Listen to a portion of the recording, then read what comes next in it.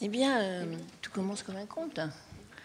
Il était une fois, en 1999, un écrivain, Alexandre Jardin, qui découvre une expérience menée à Brest. Des retraités vont lire des histoires à des enfants dans les écoles. Il décide de donner à cette initiative une dimension nationale. Il rencontre alors Éric Favé, déjà, qui était à cette époque secrétaire national éducation-culture à la Ligue de l'enseignement.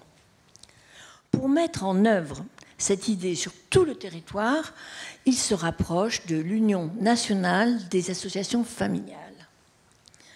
Donc, bien entendu, j'ai deux représentants. L'un, Éric Favé, de la Ligue de l'enseignement, qui fut à l'origine du projet avec Alexandre, et j'ai Rémi Guilleux, qui, pour l'UNAF, nous dira un peu pourquoi ton réseau, Rémi, pourquoi ton réseau, Éric, pourquoi vous avez accepté de suivre et de partager cette idée d'Alexandre qui paraissait initialement un peu folle. Et puis après, je vous demanderai, mais comment se fait-il que vous soyez encore là? Et pourquoi est-ce que vous continuez à nous soutenir et à soutenir les Faire Lire? La question est un peu abrupte, mais nécessaire. Oui. Quand on se met à raconter des histoires, il faut éviter que ça devienne des légendes. Donc, comment tout ça est né, à la fois d'une idée simple, comme Michel vient de le rappeler, fondée sur l'expérience de Brest. Je ne suis pas sûr que nous ayons su très bien, avec Alexandre, dans la moiteur des cafés parisiens pour lancer tout ça, où nous allions. Mais cette idée, justement, simple, qui consiste à assurer la promotion du livre, de la lecture, de la littérature, pour des raisons diverses et variées. Nous nous sommes un peu chamaillés au début. Autour de lui, il avait des gens de cette association dans laquelle il militait, qui s'appelait le Relais Civique, qui était convaincu qu'il fallait lancer cette opération parce que les enfants étaient illettrés. J'ai passé quelques longs moments pour expliquer que les enfants ne sont pas illettrés, ils n'ont pas encore appris à lire. Et il arrive aussi que de temps en temps, ils décrochent parce qu'ils n'ont pas encore trouvé le chemin du plaisir de lire. Et donc pourquoi la Ligue de l'enseignement s'engage dans cette affaire? Tout simplement parce que la lecture est dès l'origine un des grands combats, une des grandes causes de la Ligue. Ce n'est pas l'école, ce sont les bibliothèques populaires. Et il est assez naturel que les dirigeants de la Ligue de l'époque disent on y va, ça va être non pas un peu brutal, mais très très actif, très volontaire, très rapide, et on se lance dans l'aventure, qui est l'aventure qui consiste à la fois à éveiller, à susciter, à entretenir le plaisir de lire, fondé sur une deuxième dimension qui est la disponibilité des retraités. Je peux vous dire, pour en témoigner aujourd'hui, que non seulement les retraités sont disponibles, mais exploités. Exploités, voilà. Il va falloir envisager de créer un droit du retraité, sans doute, mais c'est une belle exploitation. Et depuis, en plus, nous y avons ajouté que ça nous aide à bien vieillir. Je me mets dedans parce que je suis retraité. Ça nous aide à bien vieillir. Ces deux dimensions-là sont des dimensions fondatrices de Lire et Faire Lire.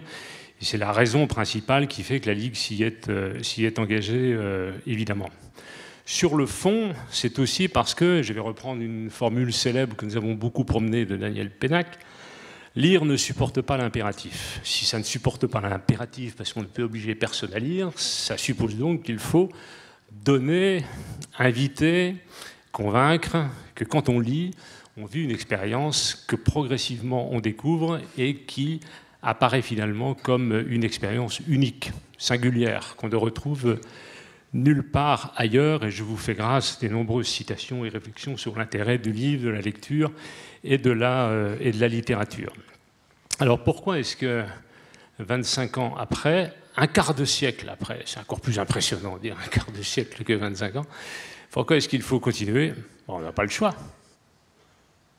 On n'a pas le choix. Qu'est-ce qui justifierait qu'on arrête une telle aventure?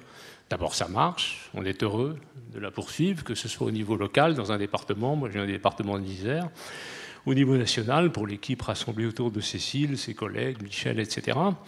Et on n'arrête pas une aventure qui marche. Au contraire, il faut parfois, par contre, lui trouver des raisons nouvelles, peut-être non pas d'exister, mais de s'amplifier, d'aller s'égarer dans certains domaines qui n'étaient pas initialement prévus en termes de public, des enfants plus âgés, des enfants plus jeunes, etc. Tout ça fait partie de nos réflexions. Mais pour la Ligue, il y a deux raisons essentielles qu'il faut poursuivre et qu'il faut qu'une fois le quart de siècle passé, nous entraînions tout cela jusqu'à la fin du siècle qui vient.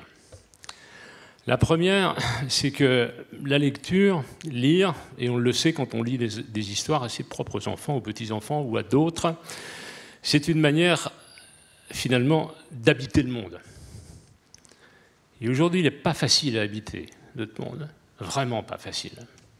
Je ne sais pas s'il est plus difficile qu'avant, mais pour entendre des enfants, parfois très jeunes, faire part de leurs questionnements, parfois de leurs angoisses, inondés qu'ils sont des informations du monde comme nous le sommes, dans la lecture, on trouve pas un refuge, mais une occasion d'y voir plus clair.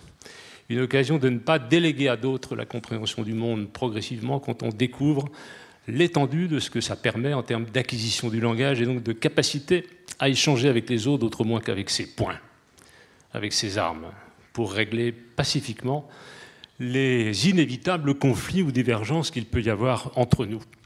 Habiter le monde, parce que lire, ça n'est pas se retirer du monde, c'est entrer dans le monde par de multiples portes. C'est Jean-Marie Leclésio qui dit ça, et c'est une grande figure et un soutien de lire et faire lire. Et puis la deuxième raison, je crois que lire, c'est aussi inviter les enfants à s'émerveiller au moins une fois par jour. Et on le sait, nous, qui avons quelques expériences, démarrer une journée ou la conclure en s'émerveillant, c'est aussi voir le monde différemment. Et pour nous, dont la mission est une mission éducative, culturelle et émancipatrice, c'est une façon de dire aux enfants, vous êtes les bienvenus.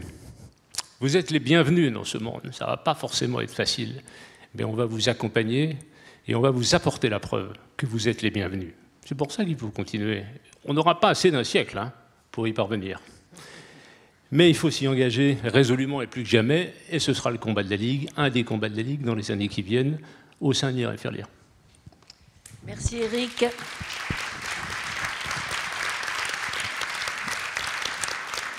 Nous sommes rassurés, la Ligue est prête à continuer le combat. Mais je pense que du côté de l'UNAF, Rémi, il y aura la même détermination, n'est-ce pas? À toi. Merci. Non, je sais pas, ça n'a pas l'air de voir marcher celui-là. Si? C'est bon? Non, ça passe le mien. Ah, voilà. Oui, merci, Président. Je crois que assez naturellement, l'UNAF s'est associée effectivement à la Ligue. Moi, je n'étais pas à l'époque à l'UNAF en 99, mais je l'ai vécu dans mon département d'origine, puisque dès 99, nous avions aussi, en tant qu'UDAF, le président l'UDAF à l'époque, rencontré la Ligue de l'enseignement sur notre territoire et l'inspection académique. D'ailleurs, on avait associé aussi l'inspection académique. Et effectivement, c'est naturellement s'y est associé. Pourquoi? Je crois qu'il y a des éléments qui sont, je dirais, très naturels. L'UNAF et son grand réseau, avec sa centaine d'UDAF, ses URAF, ses 6000 associations familiales, c'est bien sûr un interlocuteur incontournable des pouvoirs publics sur la définition d'un certain nombre de politiques familiales qui vont de la petite enfance au grand âge. Donc effectivement, dès lors que ce programme, cette proposition autour de Lire et faire lire, c'était bien sûr créer du lien entre l'enfance, que ce soit de l'âge de l'école ou que ce soit aujourd'hui, on le voit, on l'a encore vu hier et aujourd'hui et ce matin, donc de plus en plus vers la petite enfance, eh bien créer ce lien entre les premiers âges de la vie et l'autre extrémité de la vie, ça nous paraissait effectivement une occasion pour transmettre, pour partager donc ce plaisir de lire et bien entendu, à travers la lecture, être facteur d'émancipation, d'entrée dans le monde, de découverte du monde. Et je crois que naturellement, effectivement, l'UNAF s'est associée. Alors, c'est vrai que c'est sûrement une des premières raisons, cette notion de transmission, d'émancipation, de rêve aussi. J'y reviendrai peut-être en 2 mots tout à l'heure. Et pourquoi aujourd'hui continuer? Je crois qu'on a chez nous, dans notre réseau, je dirais une capacité de développement importante, puisque aujourd'hui, sur 100 UDAF, c'est 48 UDAF qui sont engagés dans le dispositif aux côtés de la Ligue. Et donc sur la centaine d'UDAF, vous voyez qu'on a une marge de progression possible. Mais l'élément sur lequel moi je voudrais insister, c'est que les deux grands réseaux qu'Alexandre Jardin a réunis dès le départ, certains disaient que ça pouvait être l'union de la carpe et du lapin, mais même si nos différences originelles sont là, je crois que partager le plaisir de lire, permettre à un enfant de se construire, ce sont des valeurs absolument communes. Et je crois que ce que porte l'UNAF s'inscrit tout à fait dans les fondamentaux de lire et faire lire. Donc, la volonté de poursuivre, d'abord la volonté de renouveler notre engagement et la volonté de poursuivre et de nous développer, elle est tout à fait pleine et entière. Mais il y a un élément qui me paraît important et je voudrais à cet endroit souligner et remercier notre présidente préférée, Michel, qui est à ma gauche, parce que je crois qu'au niveau des instances nationales, elle a su créer ce dialogue, ce respect, mais aussi dans un esprit de confiance, malgré nos différences, entre nos deux grands réseaux porteurs de lire et faire lire. Et moi, honnêtement, comme le militant un peu vieillissant que je suis, qui va bientôt être dans l'âge de la panthéonisation et non plus d'acteur de lire et faire lire, je crois qu'on a certainement un chemin à parcourir pour plus de coportage et de développement d'équipes départementales. Je crois que le coportage, et d'ailleurs il y a une trentaine de départements où aujourd'hui, entre la Ligue et l'UDAF, du département concerné, où les coordinateurs et les coordinatrices ont un véritable travail collectif, eh bien je crois qu'à chaque fois, c'est soutenant et dynamisant.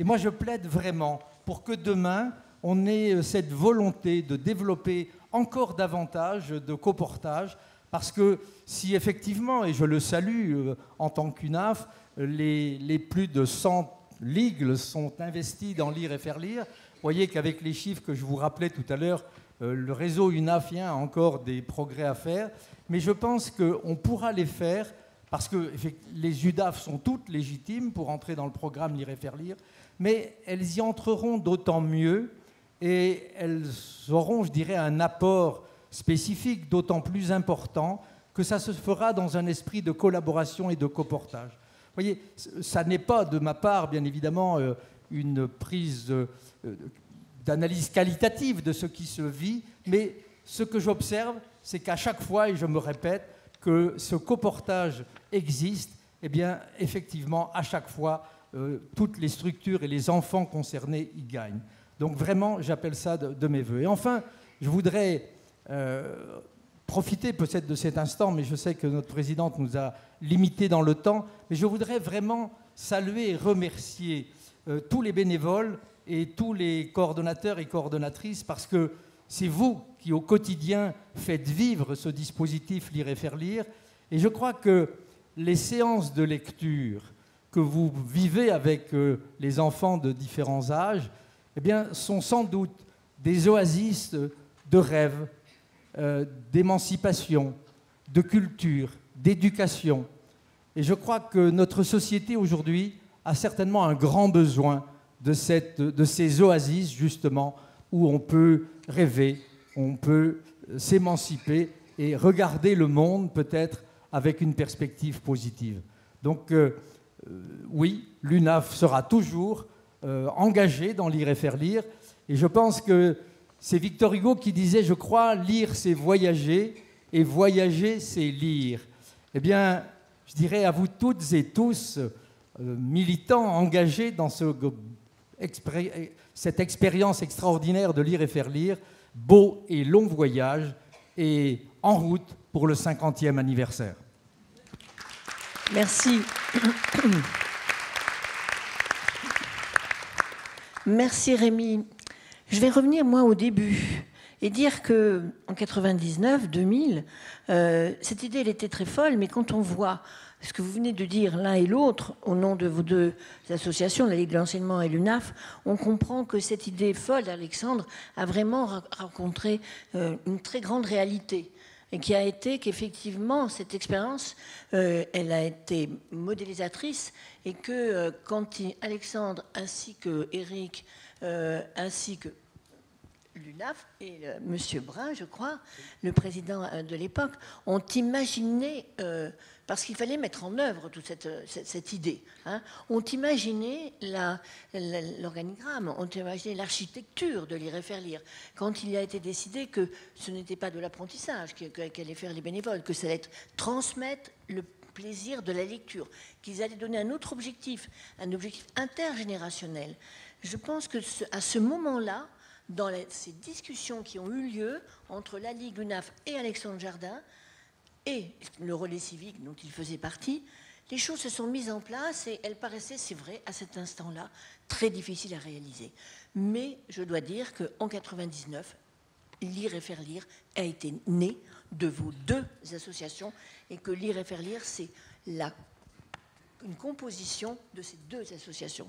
D'où le fait que je remercie toujours les réseaux porteurs, et que moi je ne suis que, comment dire, des fois je dis je suis comme une siamoise, hein, c'est-à-dire j'ai une moitié Ligue, une autre moitié qui est UNAF, et il faut que je pense toujours à cet équilibre en moi de ces deux associations. Voilà. Et j'espère y arriver. Je te remercie, Rémi, effectivement, pour ce que tu as dit. J'ai toujours essayé d'être dans quelque chose qui soit une très grande justice entre les deux réseaux. Et j'ai toujours porté, c'est vrai aussi, qu'il fallait absolument que pour que Lire et Faire Lire se développe, on soit le plus possible dans un coportage entre la Ligue et l'UNAF, et que les deux réseaux ne pouvaient qu'y gagner. Maintenant, on va parler de personnes qui sont les plus importantes pour Lire et Faire Lire. Et donc, Cécile, tu dois maintenant nous présenter quelques bénévoles, hein, qui font la force de Lire et Faire Lire.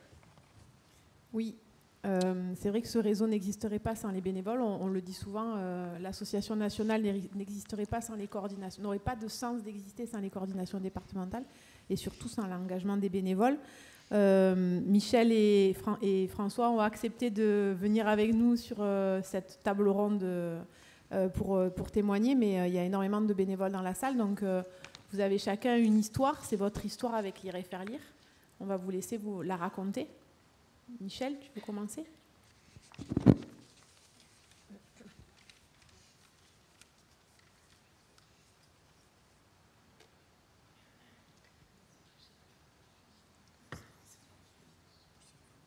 La technique.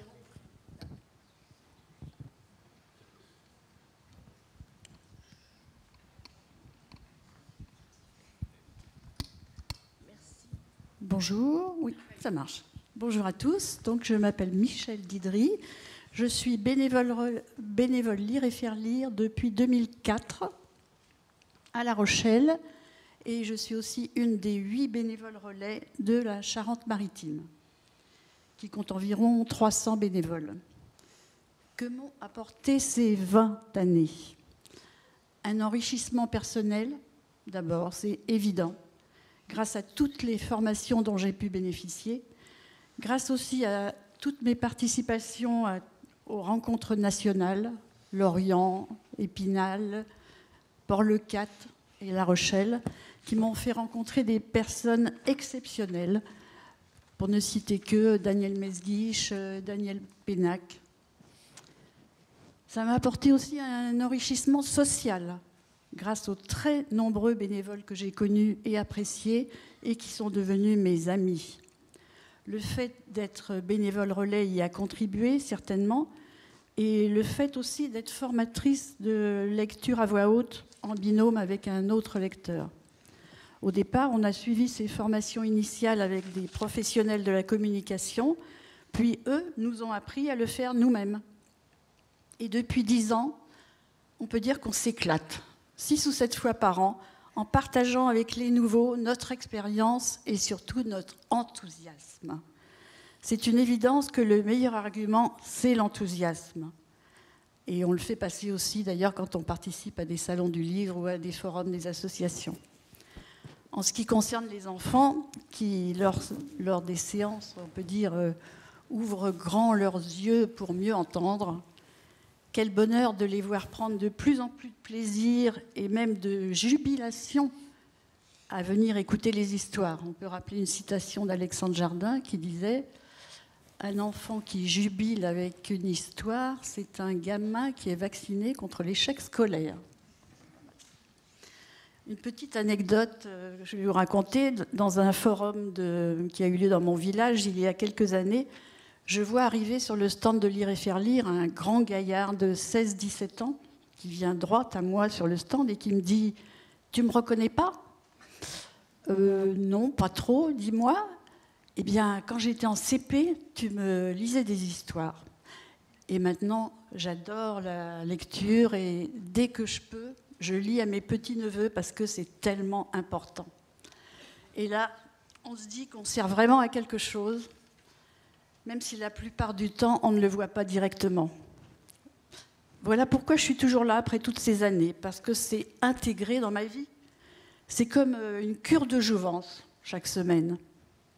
Il faut dire que Lire et Faire Lire a bien changé. Au début, il fallait se débrouiller tout seul, hein, tant au niveau des structures que de la façon de lire aux enfants ou du choix des livres. Maintenant, les nouveaux, ils ont beaucoup de chance. Ils sont accompagnés, formés, chouchoutés. Et c'est très bien comme ça. Donc, un énorme merci à Lire et Faire Lire pour tout ce que vous m'avez apporté et que vous m'apportez encore. Merci.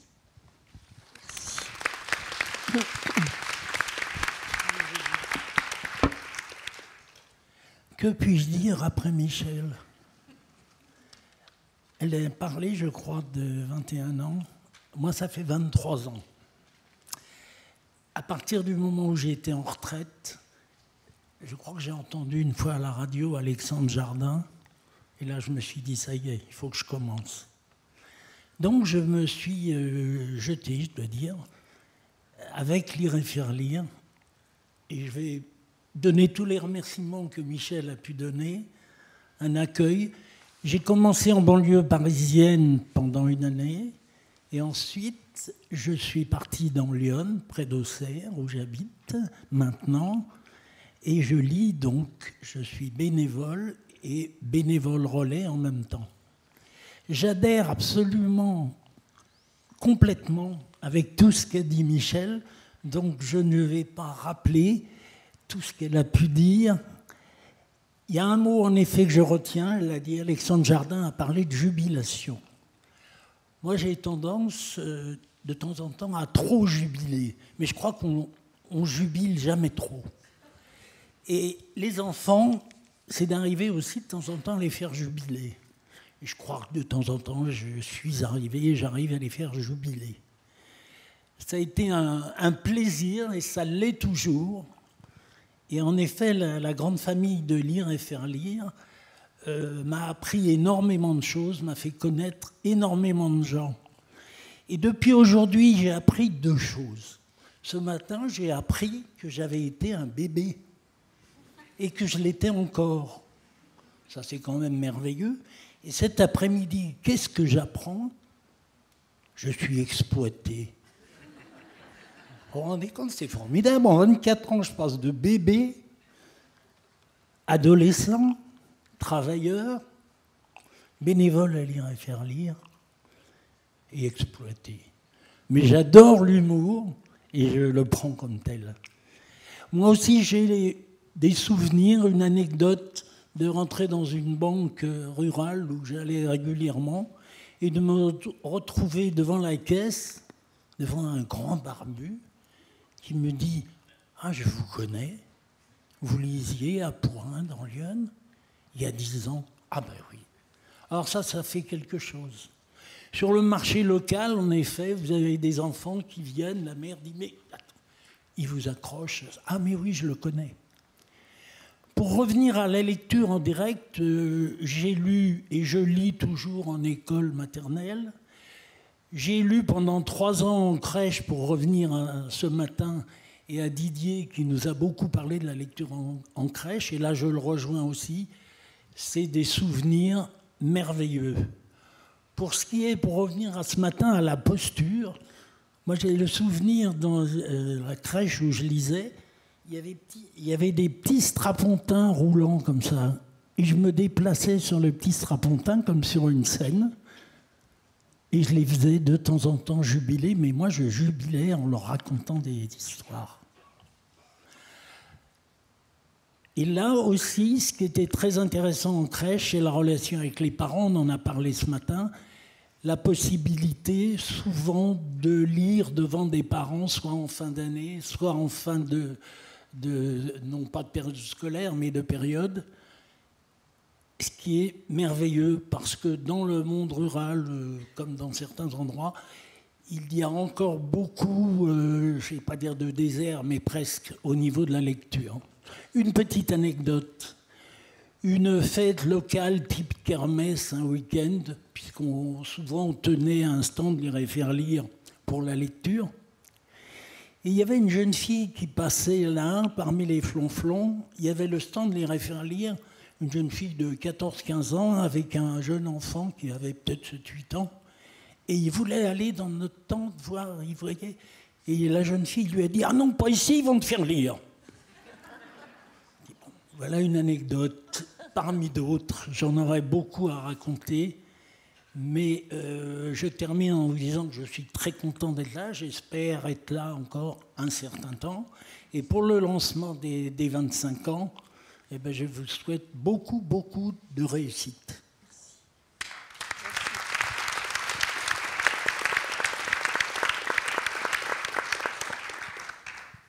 Merci beaucoup à tous les deux pour vos témoignages. On va faire une petite pause musicale parce que c'est toujours très émouvant d'entendre des bénévoles. Ah, je savais qu'il y avait un livre posé. Alors, Je termine très vite parce que dans chacune de mes lectures, quand je le peux, je termine par des petits poèmes. Alors, je vais vous en lire 2. Il ne dit rien, mais ses yeux disent tout. Je suis un chat heureux. Chez le marchand de fromage, la timide souris compte sa monnaie. Et le dernier, ça me convient, la taupe a-t-elle aussi des trous de mémoire? Alors pour que cette belle histoire de Lire et faire lire existe et que nous soyons là aujourd'hui, remontons 24 ans en arrière. Et nous avons eu la chance, dès la première année, de bénéficier d'un soutien de poids qui va peut-être vous surprendre. Ce fut celui de Ségolène Royal, ministre chargée de l'enseignement scolaire au sein de l'Éducation nationale. Et dans une circulaire, je me demandais si c'est si facile d'avoir maintenant une circulaire comme ça. Eh bien, je ne sais pas, un espèce de miracle s'est produit. Elle a pu signer une circulaire qui disait et encourageait les écoles à s'engager dans le dispositif de Lire et faire lire qui venait juste de se créer. C'était en 2000. Je ne sais pas, Eric, par quel miracle Alexandre avait réussi, vous avez réussi à convaincre Ségolène Royal de faire cette circulaire, parce que nous, avec Cécile, ça fait déjà une dizaine d'années qu'on essaie d'aller au ministère pour leur demander une nouvelle. On en a eu une, et puis maintenant on leur demande encore une autre, et c'est dommage, elle n'est pas là, la représentante de la ministère de l'Éducation nationale, mais on pourrait lui dire qu'on aimerait bien en avoir une nouvelle pour nous, justement, permettre d'encourager les bénévoles et d'aider, de soutenir les bénévoles dans leurs interventions dans les écoles. Alors, la question que je devais poser aujourd'hui à Bertille de Habraïs, qui est chargée du livre au ministère de l'Éducation nationale, et qui devait être présente, mais qui a eu un empêchement, parce que dans les mêmes temps, il y a le salon de l'éducation, et elle est censée accompagner sa ministre à ce salon. Donc, elle nous a gentiment écrit une lettre que Marie-France va vous lire. Voilà, vas-y Marie-France. Je lis tout? Non, tu lis des extraits peut-être. À toi de voir. Non, c'est pas très long en fait. Madame la Présidente, chers partenaires, chers bénévoles, la tenue du Salon de l'éducation en présence de Madame la Ministre au même moment que votre convention nationale m'empêche d'être parmi vous aujourd'hui et j'en suis désolée. Je tenais toutefois à féliciter la qualité de votre action auprès de nos élèves à l'occasion des 25 ans de Lire et faire lire, ainsi que votre présence demain au Salon de l'éducation en tant que partenaire privilégié de notre ministère. La lecture, accès au savoir, est la compétence fondamentale qui accompagne l'enfant dans sa formation intellectuelle. Elle permet de l'élever tout au long de son apprentissage et à l'adulte de devenir un citoyen à part entière. Les efforts entrepris depuis 2017 pour améliorer les compétences en lecture des élèves dès le plus jeune âge portent leurs fruits, tels qu'en témoignent les résultats aux évaluations nationales de CE1 en cette rentrée. Les élèves ont progressé de plus de 3 points entre 2019 et 2024 en lecture à voix haute de mots. Pour vos lectures à voix haute, en lien avec les enseignants, vous contribuez à favoriser l'apprentissage de la lecture. En effet, la littérature jeunesse enrichit l'imaginaire des enfants et stimule leur curiosité. Pourquoi ne pas terminer tout seul le livre lu avec tant de plaisir en classe ? Cette dynamique vertueuse conforte la maîtrise de la langue française et développe par le dialogue les capacités d'analyse et d'observation. Développer le lien intergénérationnel est une des missions de Lire et faire lire, et en fait tout son sel. Cet engagement bénévole auprès de 7000 écoles est au service du plaisir de la lecture, par la diversité de vos voix, du choix de vos lectures, par la relation littéraire que vous développez avec vos jeunes auditeurs, vous transmettez une culture littéraire.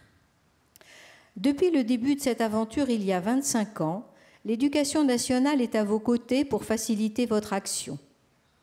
Concrètement, c'est un agrément national, un conventionnement annuel, l'inscription de toutes vos délégations sur la plateforme Adage pour développer le recensement de vos interventions et les intégrer dans le parcours culturel de l'élève. C'est aussi la circulaire de 2021 sur la lecture Grande cause nationale, toujours en vigueur, qui consacre Lire et faire lire parmi les associations essentielles et complémentaires de l'école pour le goût du livre et de la lecture. En 25 ans, vous avez su adapter vos interventions aux besoins des équipes pédagogiques, former vos bénévoles et varier le choix de vos lectures. Pour tout cela, je tenais à vous souhaiter un bon anniversaire et à vous dire à bientôt pour la suite de notre collaboration. Bien. Merci Marie-France. À titre d'anecdote, je peux vous dire comment la circulaire a été rédigée et comment elle a été diffusée. Je l'ai rédigée, en fait. Et je l'ai déposée à 22h45 au cabinet de Ségolène Royal et j'ai gagné un repas, en plus, le soir. Je me doutais bien. Comment ? On ne pourrait plus faire ça. Je ne pense pas qu'on pourrait encore faire ça, c'est sûr. Michel. Mais je savais bien qu'il devait y avoir quelque chose pour qu'on puisse avoir, dès l'an 2000, c'est-à-dire 3 mois après la création des référés, une intervention. Elle n'était pas divine, elle était d'Éric Favé. Voilà. Michel, je t'interromps juste pour inviter Madame Faujour à nous rejoindre. D'accord. Bien. Alors, Madame Faujour, elle s'installe là, Madame Faujour. Pendant que Madame Faujour s'installe, donc nous avions prévu donc puisque ce qui est important, donc on a eu nos partenaires institutionnels, mais dans les partenaires que nous avons eu depuis des années, nous avons eu un certain nombre de partenaires privés. Je ne vous fais pas la liste, il y a eu trop de partenaires privés, mais nous avions décidé de mettre à l'honneur notre dernier partenaire privé, qui était donc le Crédit Agricole, et Madame Véronique Faujour, qui est présente, devrait nous dire un petit mot concernant ce partenariat. Et bien sûr, ma question, c'est pareil. Mais pourquoi, vous, le Crédit Agricole, vous voulez soutenir Lire et faire lire ? Est-ce qu'il marche ? Non. Merci Michel, merci Eric. On s'est rencontrés il y a quelques temps et on avait parlé de ça. Bonjour à toutes et à tous, je suis vraiment très heureuse d'être là. Et c'est très jubilatoire. En tout cas, moi aussi, je jubile grâce à vous. En fait, pourquoi le Crédit Agricole s'intéresse à Lire et faire lire ? Je dirais tout simplement parce que le Crédit Agricole s'intéresse depuis très longtemps, depuis son origine même, à l'inclusion sociale. Ça a commencé il y a plus d'un siècle où le Crédit Agricole a décidé, dans le Jura, de financer des agriculteurs que personne ne voulait financer. Et c'est chevillé au corps que nous avons continué. Alors moi, je n'y étais pas, je ne suis pas si ancienne, même si j'atteins un certain âge, mais en tout cas, depuis plus d'un siècle, le Crédit Agricole a toujours travaillé pour l'inclusion sociale, pour l'universalité. Et il y a une chose qui nous a beaucoup habité, en fait, ces derniers temps, c'est qu'est-ce qu'on peut faire pour la jeunesse, qu'est-ce qu'on peut faire pour les jeunes. Et c'est là où je vous remercie, parce que vous êtes arrivés à ce moment-là, où on s'est dit, qu'est-ce qu'on peut faire de massif, de universel et de simple. Et donc vous arrivez à faire quelque chose de massif, d'universel et de simple. Et c'est extraordinaire. Et c'est tout simplement de donner accès à la lecture à tous ceux qui en sont peut-être un peu éloignés, tous ceux qui n'ont pas la chance d'avoir eu un livre entre les mains quand ils étaient jeunes. Moi, à titre personnel, et on a tous une histoire avec la lecture ici, j'en suis persuadée. À titre personnel, moi j'étais en échec scolaire très longtemps, et j'étais vraiment nulle à l'école. Et un jour, il y a une prof qui m'a filé un livre, c'était Fantomette, vous voyez, donc c'était pas Alexandre Jardin, c'est arrivé plus tard. Et Fantomette a transformé ma vie, littéralement. Et donc je sais à quel point la lecture, c'est fondamental. Je sais à quel point le plaisir de lire, c'est fondamental. Et je sais à quel point tout ce que vous faites est fondamental. Donc c'est pour ça qu'en fait, quand on vous a rencontré, on s'est dit, mais qu'est-ce qu'on peut faire au Crédit Agricole ? Alors que nous sommes présents partout, dans tous les territoires, que nous avons 39 caisses régionales, mais surtout, nous avons 2500 caisses locales. Et vous savez, on est un groupe coopératif et mutualiste. Donc en fait, dans ces caisses locales, il y a 22 000 personnes qui sont des élus, qui sont dans la vie comme vous, qui sont des bénévoles ou qui travaillaient ailleurs, dans des entreprises, pour eux-mêmes, que sais-je, qui sont des agriculteurs. Et donc ces gens-là ont envie de faire des choses pour leur territoire. Et on s'est dit, mais avec la force que vous représentez, avec l'élan que vous avez, qu'est-ce que nous, on peut faire à vos côtés ?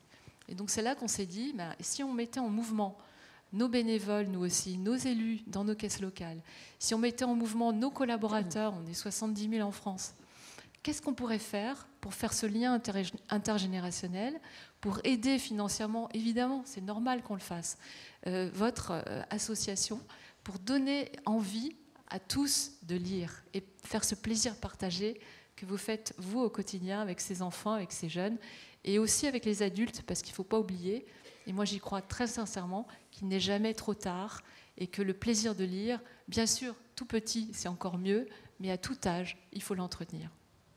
Merci Véronique. Merci. Et je dois dire que la collaboration commence avec vous. Et j'espère que dans tous les départements, des choses vont se faire. Par exemple, là, je viens de rencontrer un bénévole qui m'a dit que vous aviez prévu pour Noël, hein, d'être... Alors lui m'a parlé de Montrouge. Il m'a dit, voilà, il y a une plateforme à Montrouge, on va être plein de bénévoles, on va aller intervenir avec les élus, les clients du Crédit Agricole. Donc j'étais très surprise et ravie de voir que ça se met en place. Hein, parce que ce partenariat, nous l'avons initié il y a seulement quelques mois. Hein, et n'est-ce pas, Cécile, je parle sous son contrôle, je pense que c'est un beau partenariat et qui demande qu'à se développer. Donc c'est important que vous sachiez que vous, s'il y a des crédits agricoles partout dans tous les départements, que peut-être un jour vous allez être sollicité pour rencontrer des gens de Crédit Agricole, imaginer peut-être des projets aussi de lecture vis-à-vis dans ces caisses, qui auraient la possibilité de vous accueillir. Plein de choses sont possibles. Pour l'instant, on est en train de rêver à tout ce qui est possible. Alors, nous allons voir, n'est-ce pas Véronique, jusqu'où nous pouvons aller. Mais oui, mais en plus, Michel, je ne vous l'ai pas dit, mais quand on s'est rencontrés, elle est très pratique et pragmatique, votre présidente. Hein. Donc c'est, non mais Véronique, alors qu'est-ce qu'on fait concrètement demain ? Donc, alors, et alors, j'appelle qui ? Et comment on s'y prend ? Donc ça ne m'étonne pas qu'on soit allé vite, parce que vous êtes pragmatique et j'apprécie beaucoup ce côté-là. Et donc effectivement, à Noël, on fait des choses, on commence petitement, mais on commence. Donc en fait, à Montrouge, le siège du Crédit Agricole, on fait la fête des familles, donc on est à peu près 9000 à Montrouge. Et donc on invite tous les enfants de nos collaborateurs à venir, on fait un énorme goûter géant et on fait venir effectivement des bénévoles, et je les en remercie, de Lire et Faire Lire, qui vont lire des histoires à nos enfants et qui vont propager encore plus ce désir de lire. Et puis la Caisse régionale d'Île-de-France a eu un réel coup de cœur à cette rencontre qu'on a eue avec vous. et donc a décidé à Noël d'offrir des livres, c'est-à-dire qu'en gros, tout simplement, avec l'ouverture d'un compte pour les enfants, il en ouvre beaucoup à Noël en fait. Parce que les grands-parents souvent abondent, etc., sur des comptes d'épargne. Et donc, à cette occasion-là, on va offrir un livre et puis on va en profiter pour mettre à l'action également les bénévoles et les élus des caisses locales, de la caisse locale. Et puis, on a plein de contacts avec d'autres caisses régionales qui ont vraiment envie de s'y mettre dès 2025. Donc, j'espère que l'année 2025 sera une année très fructueuse je vous remercie, pour Véronique. nous tous. Et merci pour en parler. Et je suis contente d'apprendre que, effectivement, parfois j'ai peur d'être trop pragmatique et d'être un peu brusque peut-être, et de poser les questions à nos partenaires de manière, je ne dirais pas frontale, mais enfin, en défiant un peu, mais toujours en posant la même question. Qu'est-ce que vous pouvez faire pour nous? Donc, je suis ravie de voir que ça se met en place et qu'on avance bien sur ce projet. Voilà. Je voudrais juste vous dire quelque chose avant qu'on passe à l'intermède musical. On a été sollicité tout à l'heure, en début de matinée, par le cabinet de Madame la ministre de la Culture, Rachida Dati. Quelqu'un donc de la culture, je vous l'ai dit, devait venir là aujourd'hui et qui est malade, mais le cabinet avait décidé d'essayer d'envoyer quelqu'un pour être présent parmi nous. Comme ça n'a pas été possible parce que la personne n'était pas disponible à ce moment-là, nous avons été rappelés par le cabinet de Madame Dati et qui a voulu que je vous transmette le souhait du développement de l'IRE Faire Lire et assurer de son soutien à l'IRE Faire Lire et qu'elle était ravie de ce lancement et qu'elle nous soutenait dans ce lancement de notre 25e année. Je vous le dis, puisque c'est un dernier coup de téléphone que nous avons eu là, il y a encore quelques heures. Voilà. Comme l'a évoqué tout à l'heure Michel, qui intervient donc en Charente, hein, n'est-ce pas Michel? Tu disais qu'au début, c'était plutôt, on va dire, je sais pas, on va prendre un mot très correct, un peu désorganisé. Hein. Les bénévoles cherchaient parfois eux-mêmes leur structure. Les formations étaient quasiment inexistantes. Elles se faisaient entre pairs parfois. Il semble, et en plus, à l'époque, au début, nous n'allions que dans le temps périscolaire. Et ça, il faut bien vous en souvenir parce que quel chemin on a parcouru. Et ça n'a pas été un chemin facile pour aller justement, et c'est pour ça qu'on a besoin de ce soutien de l'éducation nationale, parce que pour aller faire des interventions sur le temps scolaire, il fallait que nous ayons ces fameuses circulaires qui devaient dire non seulement que nous étions bienvenus, mais que nous étions bienvenus aussi sur le temps scolaire. Et là, il nous a fallu quelques années pour qu'on arrive à ce que ce soit possible. Et si par hasard, parce qu'on sait que ça continue, que parfois certains inspecteurs, un peu arrière-garde, hein, ils n'ont pas lu leur dernière circulaire, eh bien, continuent à dire que l'IRE Faire Lire n'a pas le droit d'intervenir sur le temps scolaire. Cette période, normalement, doit être totalement révolue et il y a nous pourrions même en faire part au ministère qui nous a dit de ne pas hésiter à nous faire savoir s'il y avait des soucis pour que nous allions dans le temps scolaire dorénavant. Donc, temps périscolaire, maintenant temps scolaire. Bien sûr que nous sommes allés ensuite, comme on l'a vu ce matin, dans les structures de la petite enfance, dans les crèches, dans les accueils de loisirs, ensuite dans les bibliothèques, et puis dernièrement dans les collèges pour les préadolescents. Et enfin, et là c'est tout nouveau, nous allons aussi dans les structures de la protection de l'enfance. Cela nous a semblé important de se nous diversifier et d'aller vers des publics aussi plus précaires. Et je crois que c'est une des orientations, effectivement, en ce moment de l'IRE Faire Lire. Donc, nous ne pouvons pas avoir, n'est-ce pas, Cécile, des représentants de chacune des structures d'accueil, mais Cécile va vous présenter les intervenants qui doivent intervenir maintenant. Oui, nous avons choisi d'inviter un représentant tout d'abord d'une commune parce qu'on sait l'importance de ce partenariat entre les coordinations départementales et les municipalités. Hier, on avait la cérémonie de label de ma commune et mon interco l'IRE Faire Lire. Et donc, on a la chance d'avoir avec nous Madame Vanessa Capello, qui est élue à l'éducation de la ville de Viry-Châtillon en Essonne. pourquoi vous avez développé ce partenariat avec la coordination Lire et Faire Lire, et qu'est-ce que ça apporte de complémentaire au projet autour de la lecture que vous pouvez mettre en place au sein de votre municipalité, pardon. Bonjour à tous, merci beaucoup de m'avoir invité. C'est un projet qu'on a continué quand on est arrivé, qu'on a été élu à partir de 2014 et qui s'est amplement, grâce à vous bénévoles, qui s'est développé. Parce que de ce que j'entends, nous intervenons sur l'ensemble des temps que vous avez cités. Vous intervenez en tant que bénévole sur les structures petite enfance. Vous intervenez beaucoup sur l'ensemble des écoles, mais là au niveau du temps périscolaire, sur le temps du midi. Vous intervenez aussi sur les accueils de loisirs, sur les mercredis ou les vacances, sur le collège, sur les différents collèges de la ville. Et c'est tout ça qui permet justement, dans ce que vous dites, dans la jubilation, de faire découvrir aux enfants ce plaisir de la lecture. Et je dirais que c'est plutôt quelque chose qui est complémentaire au sein de l'éducation nationale pour ramener les enfants à lire et à découvrir ce qu'est la lecture. Merci beaucoup. Et c'est vrai que on a échangé avant cette table ronde et vous aviez insisté sur la place des bénévoles sur le temps périscolaire et du coup je rappelais l'enjeu aussi de, comme le disait Michel, initialement les bénévoles étaient sur ce temps périscolaire et progressivement on a énormément de bénévoles qui sont également sur le temps scolaire et les deux temps sont aussi intéressants et importants les uns que les autres. Mais on connaît aussi parfois les difficultés que les coordinations peuvent rencontrer et que les bénévoles peuvent faire remonter sur le temps périscolaire. Donc c'était aussi rassurant d'échanger avec vous pour savoir que ça fonctionne très bien et qu'il y a un vrai enjeu à y être présent.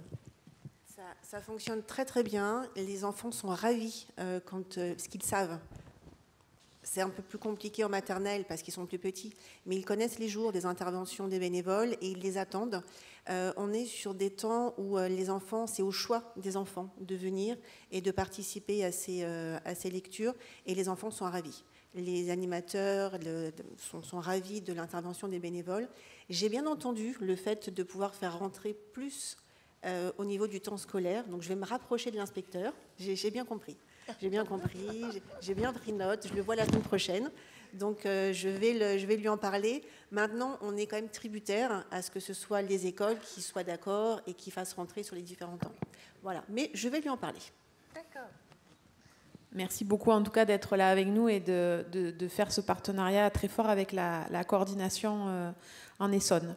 Et pour illustrer également le partenariat avec les responsables des structures et les différentes structures dans lesquelles Lire et Faire Lire intervient, Michel, tu l'as évoqué sur la diversification et les nouveaux publics vers lesquels les bénévoles vont de plus en plus. On a monsieur Anthony Jardin. Alors c'est un nom prédestiné à Lire et Faire Lire, vraiment... Vous êtes à la maison en fait avec ce nom-là. Vous êtes responsable du centre d'hébergement d'urgence qui s'appelle La Pépinière, qui est un foyer Emmaüs à Saint-Maur-des-Fossés, donc dans le Val-de-Marne, dont les coordinations sont présentes et qui vont parler tout à l'heure au titre de la coordination départementale. Pourquoi ce partenariat avec Lire et Faire Lire? Qu'est-ce que vous pouvez nous en dire? Bonjour. Alors, je suis coordinateur socioculturel de la structure, je précise juste. Donc c'est un centre d'hébergement qui accueille 150 personnes et à peu près 70 enfants. L'accueil se fait à partir de 3 ans maximum, donc on a des enfants entre 0 et 3 ans. Et le centre a ouvert il y a à peu près 2 ans, donc maintenant les enfants ont grandi. Donc on arrive à 5 ans, donc on a des enfants entre 0 et 5 ans. Et dès son ouverture, nous on a essayé, parce que mon travail c'est d'introduire la culture en général auprès des familles. Donc là, on a essayé d'introduire le livre très très vite, donc par des boîtes à livres, la création d'une bibliothèque aussi sur le centre. Et pour la petite histoire, moi j'étais ancien coordinateur Lire et Faire Lire dans la Vienne dans les années 2010, je crois. Donc très vite, j'ai pris contact avec la coordination du Val-de-Marne pour mettre en place des temps de lecture dans notre centre. Alors pourquoi? Parce que le livre, c'est important, ça permet de créer du lien, en plus du besoin et le désir de la lecture et tout ce qui en découle. Et nous, c'est aussi un outil qui permet aussi de travailler sur la parentalité, puisqu'on a des familles qui sont un peu éloignées du livre. Et ça permet vraiment d'introduire le livre dans les chambres, dans les foyers. Alors même si on a des mamans qui ne savent pas lire ni écrire, le livre est là et je suis persuadé qu'il joue un rôle au quotidien, puisqu'ils arrivent à se l'approprier quand même. Elles racontent leur histoire avec le livre et ça les amène aussi à aborder des cours de français avec des associations locales qu'on a à côté de notre centre. Merci beaucoup.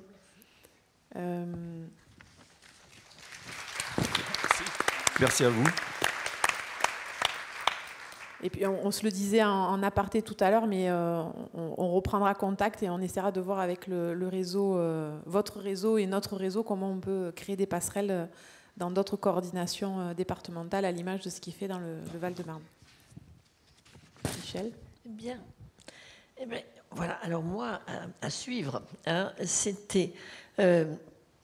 actuellement, on peut dire que pour Lire et Faire Lire, c'est une véritable réussite. Vous le savez, puisqu'on a actuellement plus de 17 000 bénévoles, on a 12 000 structures éducatives, 650 000 enfants qui sont concernés. Cette réussite est confirmée par les résultats de notre étude d'impact, qui a été finalisée en 2022. Moi, je reprends juste quelque chose qui m'a beaucoup touchée.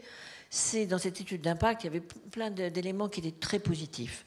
Mais il y en avait un surtout, c'était qu'un quart des enfants interrogés lors de cette enquête, qui disaient ne pas aimer lire, déclarent le faire plus souvent grâce aux séances de Lire et Faire Lire.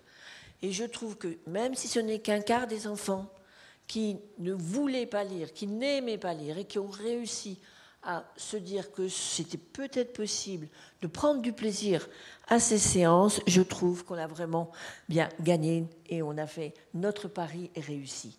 Voilà. Donc cette réussite, vous le savez, vous êtes, je vous l'ai déjà dit plusieurs fois, vous, coordinateurs, coordinatrices, tout cela, ce n'est grâce à vous. 170 coordinations actuellement, et dont la plupart, effectivement, comme l'a dit Rémi tout à l'heure, travaillent en coportage, ce dont on ne peut que se féliciter.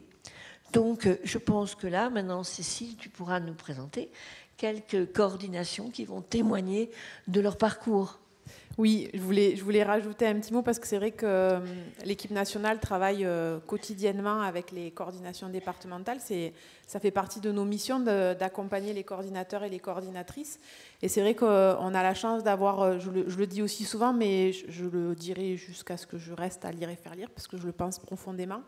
On a la chance d'avoir des personnes très mobilisées, très à l'écoute et très attachées au bien-être et à la qualité d'intervention des bénévoles. Donc c'est une vraie chance pour Lire et Faire Lire d'avoir ces personnes dans ce réseau et au plus près des bénévoles. Et donc on a mesuré aussi ça pendant la période de la pandémie, où on avait des coordinateurs et des coordinatrices qui ont bricolé vraiment avec le contexte, avec les difficultés d'intervention, avec le temps qui leur était imparti, pour garder ce lien avec les bénévoles, pour essayer de continuer à maintenir les interventions où c'était possible. Donc on a un réseau qui est dynamique et ingénieux, et vraiment je pense que cette réussite, elle est incontournable aussi grâce à ces personnes.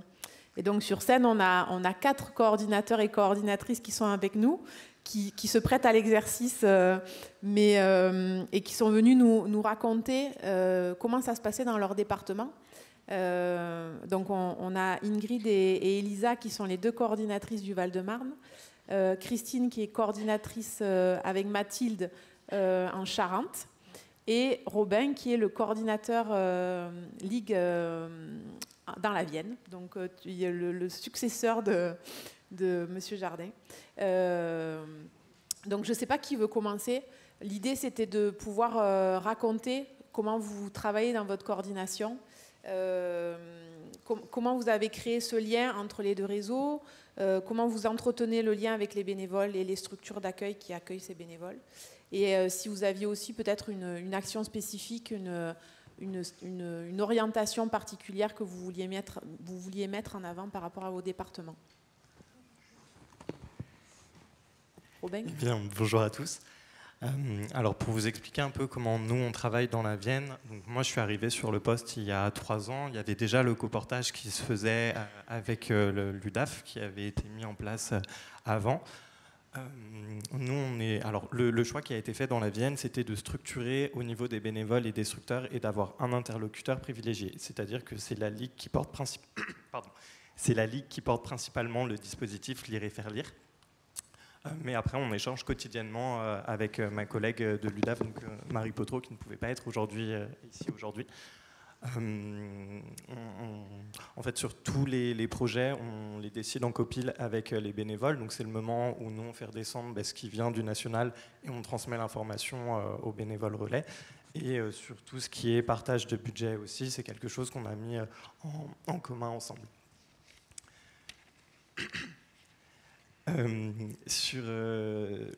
Depuis la disposition de Lire et Faire Lire se fait à 80% Ligue, 20% UDAF à peu près, ce qui n'est plus tout à fait vrai maintenant avec l'arrivée de Lire Ensemble qui est portée par les UDAF. Le choix qui est fait, c'est que l'UDAF porte en majorité Lire Ensemble et que la Ligue continue de porter Lire et Faire Lire.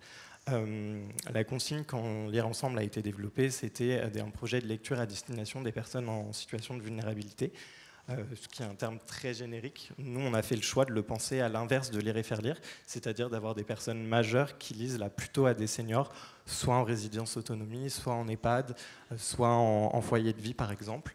Et on profite d'avoir toujours ce coportage entre les deux structures, pour mutualiser des formations, par exemple, entre des bénévoles Lire et Faire Lire ou entre des bénévoles Lire Ensemble.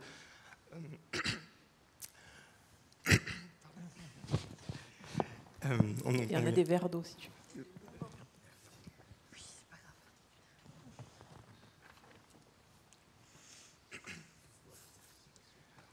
On a ce coportage au niveau des bénévoles et on essaye de mutualiser donc, toutes les formations qui sont communes, on va dire, sur de la lecture à voix haute, par exemple, entre les bénévoles. On a aussi des bénévoles qui ont la double casquette, bénévoles Lire et Faire Lire et bénévoles Lire Ensemble.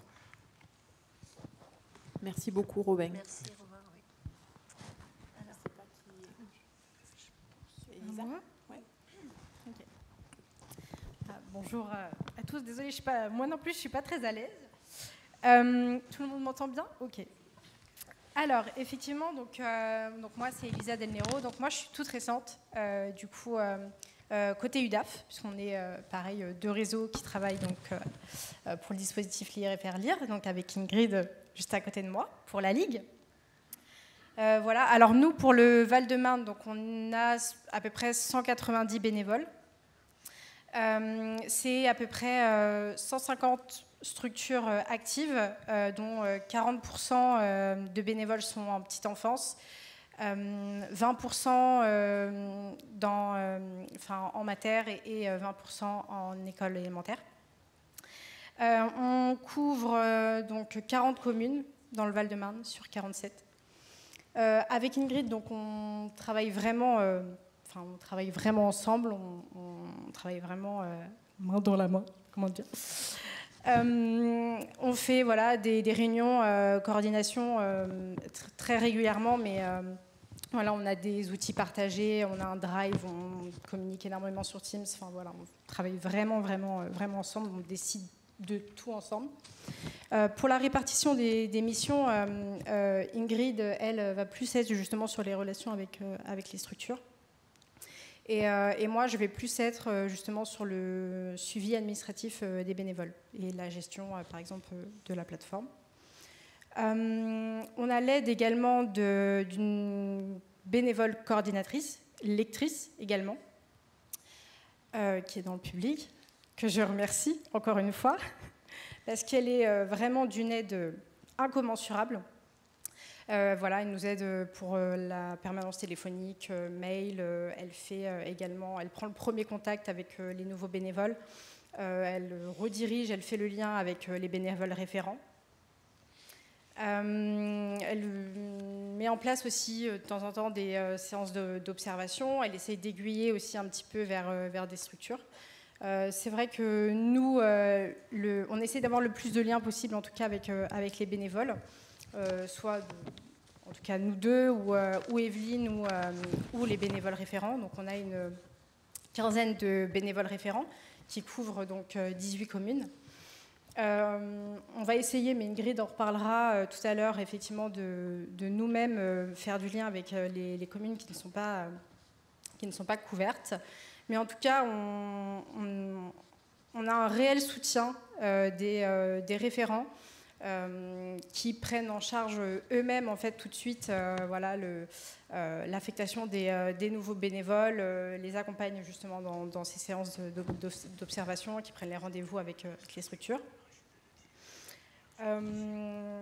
Voilà, qu'est-ce que je peux dire d'autre? En tout cas, pour les formations, effectivement, on construit ensemble le programme de formation en fonction des retours que l'on peut avoir, mais aussi des envies et des sujets qu'on affectionne tout particulièrement. Voilà, et puis on essaye effectivement d'avoir le plus de liens possible, de rencontres. On fait des réunions d'accueil, on fait des réunions bénévoles référents semestrielles. On essaie de faire aussi des lectures événementielles, comme par exemple on a quelques partenariats, dont un auquel je pense qu'on a nommé, qui s'appelle Ciné-Conte, avec un cinéma, où des lectures sont en complémentarité de projections de courts-métrages.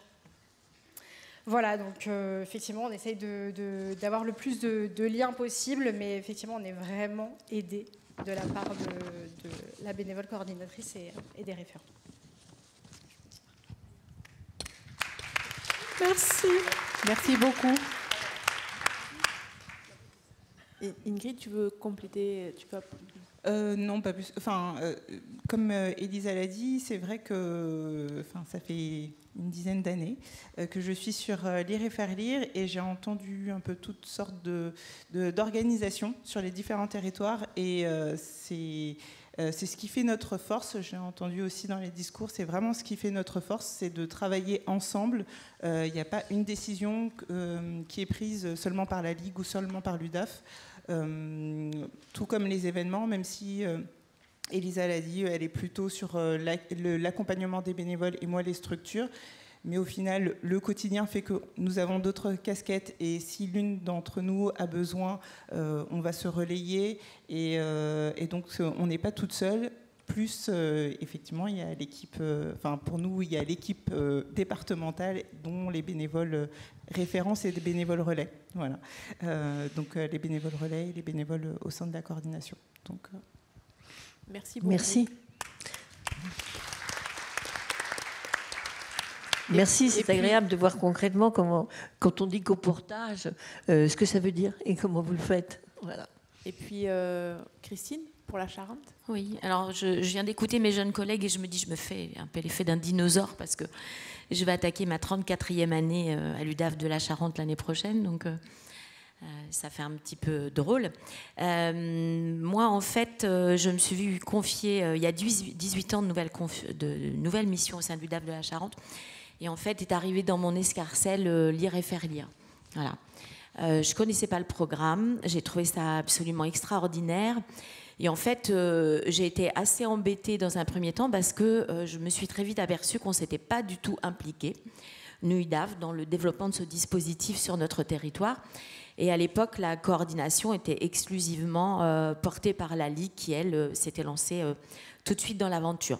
Alors, on n'était pas totalement éloigné du projet, parce qu'on avait quand même une administratrice qui essayait d'être présente de temps en temps sur des temps forts de Lire et faire lire, mais on n'était pas véritablement impliqués. Donc, assez vite, moi, j'ai pris contact avec la collègue de la Ligue à l'époque, mais je suis arrivée, j'irais vraiment sur des œufs en y allant tout petitement, parce que je me disais, ça fait plusieurs années qu'elle fait le travail, et puis moi, j'arrive aujourd'hui, et puis je vais dire, je suis intéressée, mais je me demandais vraiment comment j'allais être accueillie. Et puis je pense qu'on a commencé tout petitement notre collaboration. On a commencé par s'apprivoiser, se connaître, et puis on a développé le partenariat. Voilà, depuis, j'ai vu passer 3 coordinations à la Ligue, et la dernière co-coordinatrice est arrivée il y a 2 ans. Mathilde n'est pas là aujourd'hui parce qu'elle attend un heureux événement, donc je trouvais que c'était bien aussi qu'elle prenne soin d'elle. J'ai envie de dire ce que nous disons toujours lorsque nous réunissons les structures et les partenaires. Et ça fait toujours sourire tout le monde parce qu'on dit toujours qu'on est interchangeables l'une et l'autre. Alors on a 35 ans de différence d'âge, autant dire qu'on n'est pas véritablement interchangeables, qu'elle est beaucoup plus en forme que moi maintenant sans doute. Mais c'est vraiment ça. En fait, on essaie d'être présentes toutes les deux lorsqu'on le peut. Et lorsque l'une est disponible et pas l'autre, eh ben, l'autre remplace l'autre. Et ça, c'est formidable. Voilà. J'entendais hier, et je l'évoquais aujourd'hui au déjeuner, qu'il n'y a pas encore beaucoup d'UDAF. Moi, je suis toujours, chaque année, quand je vois les chiffres, j'avoue que j'ai un peu les cheveux qui se dressent sur la tête et je me dis, mais mince, que font les UDAF ? Il faut vous motiver, il faut vous impliquer parce que cette aventure, c'est une aventure extraordinaire. Et c'est vraiment ce coportage, c'est quelque chose d'extraordinaire. Voilà. De vraiment merveilleux. Avec Mathilde, on se bloque une demi-journée par mois pour échanger, mais on échange par SMS, par mail, par téléphone au moins tous les 2 jours. Voilà. Qu'est-ce qu'on va faire? Comment on le fait? J'ai été contactée par tel bénévole ou telle structure. Comment est-ce qu'on peut fonctionner ensemble? Quel matériel on va acquérir? Est-ce qu'il faut qu'on sollicite tel établissement bancaire pour obtenir un petit peu de fonds pour renouveler, je sais pas, le lot de Kamishiba et d'ouvrages sur des thématiques spécifiques? C'est vraiment extrêmement enrichissant. Et encore plus, j'irai moi depuis 2 ans parce que je vis aussi une aventure intergénérationnelle, aussi bien avec mes bénévoles qu'avec Mathilde. Voilà. Tous les ans, au mois de juillet, on se bloque 3-4 demi-journées où on va travailler sur les bilans, où on contacte toutes nos bénévoles relais pour voir quelles sont les difficultés, les besoins sur les territoires. On va bâtir ensemble le bilan qu'on va présenter lors des réunions de rentrée, puisqu'on en prévoit à peu près 5 sur le territoire du département, qu'on anime tout ensemble. On prépare le programme de formation, on prend les contacts. Voilà, je crois que c'est vraiment une très belle aventure. Alors, par ailleurs, c'est vrai que nous, on a un département très rural, avec 2 grosses têtes de pont qui sont Angoulême et Cognac. Et comme on ne voulait pas se promener partout, parce qu'on n'a pas un temps non plus indéfini, on s'est réparti certains territoires. Mathilde connaît très très bien le Sud-Charente puisqu'elle y vit, moi sur un autre territoire. Donc sur les grosses communes, on travaille ensemble, et sur les territoires plus ruraux, on s'est réparti des affectations, ce qui nous permet de gagner du temps. Ce que je voulais dire aussi, c'est que on a fait le choix, très souvent les formations ont lieu à l'UDAF, pour une raison très simple, c'est que l'AFCOL étant... Enfin, chez nous, la Ligue est gérée par la Fédération des œuvres laïques. Donc chez nous, quand on parle Ligue de l'enseignement, personne ne sait sur le département ce que c'est. Quand on parle FCOL, tout le monde sait exactement ce qu'est l'AFCOL. C'est pour ça que j'ai tendance à dire l'AFCOL. L'AFCOL a des locaux, la Ligue a des locaux plus petits, son centre-ville, il n'y a pas de parking, donc voilà. À l'UDAF, c'est plus grand, il y a des salles, donc c'est plutôt chez nous. On a aussi fait le choix, il y a de ça plusieurs années, d'accueillir tous les ans un ou une volontaire en mission de service civique. Les locaux sont plus grands, la personne peut disposer d'un bureau, mais quand Mathilde a besoin du volontaire ou de la volontaire, la volontaire, elle se déplace à la Ligue. Voilà. Donc, c'est vraiment quelque chose de très, très simple. Et on a usage de dire que ce n'est pas le volontaire de l'UDAF, c'est le volontaire de lire et faire lire. Et c'est beaucoup plus simple. Voilà. Tout à l'heure, tu parlais du budget. Nous, en synergie, on a aussi pris une décision, parce que moi, je dirige un service, donc ça veut dire que j'ai une plus large liberté pour le règlement des factures et l'engagement des dépenses, que je signe moi-même, donc je n'ai pas besoin d'étages et de niveaux. Donc on a aussi pris la décision, c'est l'UDAF qui engage l'ensemble des fonds de la coordination sur toute l'année. Et puis, comment on fonctionne de septembre à août de chaque année, en automne, c'est ce que je suis en train de faire actuellement. Je finalise l'analytique des dépenses et des sommes que nous avons reçues. On se voit avec Mathilde, on divise par 2 l'addition, et puis ça se fait très très simplement, voilà. On déduit les subventions qu'on a reçues des municipalités ou les soutiens qu'on a eu aussi de l'IRFR national. Donc ça se fait en très bonne intelligence et dans une très grande souplesse et légèreté. Et je pense que hier on avait 7 bénévoles ici. Je pense que les bénévoles le ressentent, voilà, qu'il y a beaucoup de respect, de souplesse, de convivialité et d'estime aussi. Voilà, on aime travailler ensemble. Je pense qu'on s'adore toutes les deux. Voilà. Et puis, et on prend vraiment beaucoup de plaisir à travailler ensemble. On a toutes deux des missions qui ne sont pas forcément drôles. Moi, j'ai beaucoup de missions de protection de l'enfance. Et je peux vous dire que lire et faire lire, pour moi, c'est une respiration. Voilà.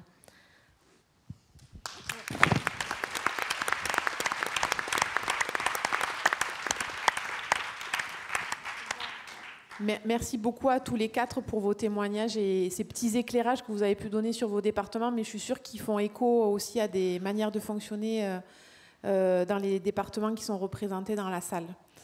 Maintenant, Cécile, on va remercier quelqu'un que nous avons vu faire ces illustrations. Un presque dernier merci. Sandra, le dernier merci. Oui. Sandra Poirot-Chérif, qui est très discrète, mais qui nous a accompagnés tout l'après-midi. Je ne sais pas si vous la voyez, peut-être Sandra, tu peux venir. Oui. Parce que... Sandra, sur ton site, il est indiqué auteure, illustratrice et voyageuse. Et je trouve que ça représente bien ce que tu nous as fait vivre aujourd'hui avec tes dessins, puisque tu nous as fait voyager. On a voyagé dans l'histoire de Lire et faire lire, mais on a voyagé aussi avec tes dessins, tout en poésie pour raconter cette histoire de Lire et faire lire. Cette histoire dont les auteurs et les illustrateurs font bien évidemment partie, puisque les bénévoles font vivre vos histoires à travers leur voix. Je ne citerai qu'un de tes titres, parce que c'est celui que je connais le plus et dont on a beaucoup parlé avec les bénévoles. C'est Madame Cerise et le trésor des pivoleuses, qui nous avait beaucoup interpellés à l'époque. Pour celles et ceux qui ne le connaissent pas, c'est une invitation à le découvrir. Merci beaucoup d'avoir été avec nous aujourd'hui.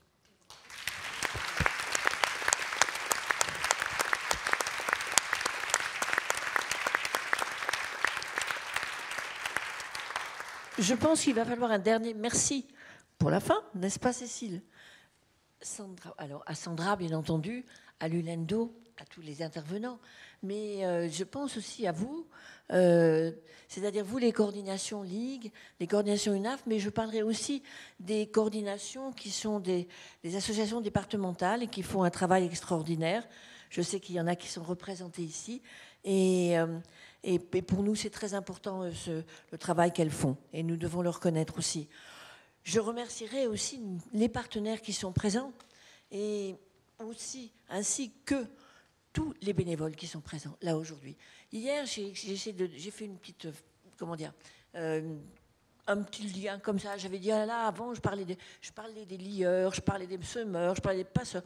Et puis, maintenant, les bénévoles, je dis que ce sont des artistes. Parce que, comme l'avait dit Eric Satie, il disait que lire à haute voix, c'était un art. Donc, j'aimerais bien finir sur ça, parce que je pense que pour les bénévoles, tous les termes que j'avais utilisés, je les garde tous en moi, et je les garde tous comme étant des mots qui, je sais, peuvent vous concerner. Mais je pense que le mot d'artiste, c'est celui qui me convient le mieux, parce que c'est celui qui me fera penser toujours à ce bénévolat de lire et faire lire, et à l'importance que vous donnez non seulement à la lecture, mais au bienfait que vous apportez aux enfants, mais le fait aussi que vous participez à cette culture fondamentale dont nous avons tous besoin. Voilà. Je vous remercie tous, et à part si quelqu'un d'entre eux ici présent voulait dire quelque chose, Eric, les fondateurs, Eric, ainsi que Rémi, si vous aviez une petite parole. Non. Non, pas quelque chose.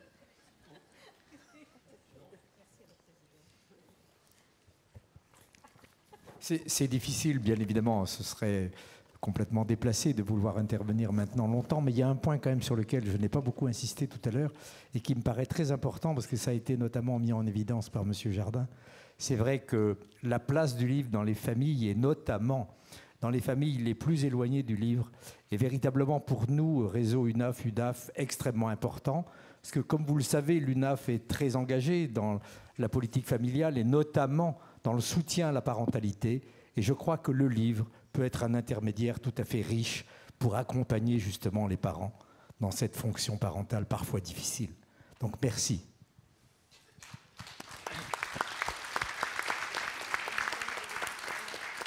Alors, au bout de 25 ans, ce qu'on découvre, encore une fois, c'est que ce qu'on avait imaginé à quelques-uns a pris maintenant une ampleur, et ça ne s'est pas fait tout seul.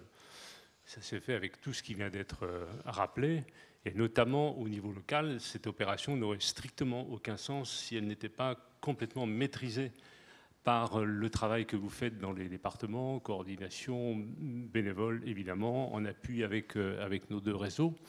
Et c'est progressivement qu'on a construit aussi la fonction ressources nationale. On ne savait pas très bien au début finalement de quoi nous aurions besoin. Je dis nous parce que j'étais encore à l'époque dans un département.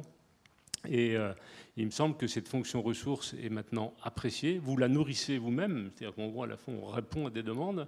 Et puis, de temps en temps, il y a des opportunités, et pas simplement des opportunités financières, mais j'oublie pas que je suis trésorier de l'IRFR aussi. Et donc, il y a des opportunités qu'on essaie de mettre à profit à la fois pour le niveau national et aussi pour les départements. Et donc, cette construction, elle est solide, toujours des points de fragilité, on ne maîtrise pas tout.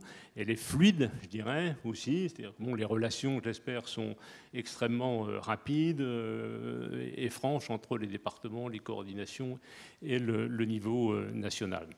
Et on a la chance de disposer de cette infrastructure. C'est finalement une infrastructure au service du livre et de la lecture.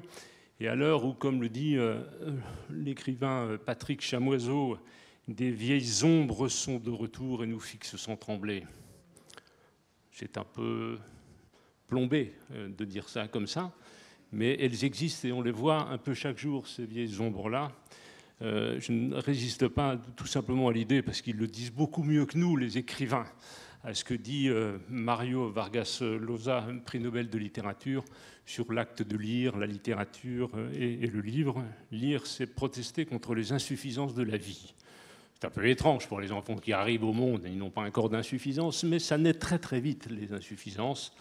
Lire, c'est se mettre en état d'alerte permanent contre toutes les formes d'oppression, de tyrannie, et se blinder contre la manipulation de ceux qui veulent nous faire croire que vivre entre des barreaux, c'est vivre en sécurité.